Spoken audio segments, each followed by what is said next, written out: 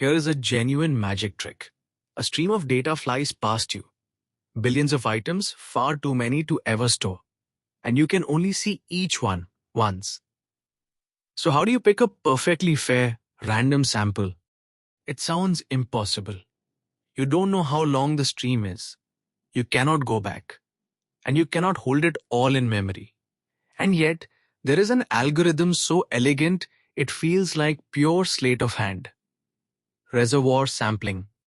So say you want to keep just one item. You take the very first one and you hold it. Then for the kth item that arrives, you replace what you are holding with probability 1 over k. And that is it. The second item replaces with probability 1/2. The third 1/3. The 100th, just 1 in 100.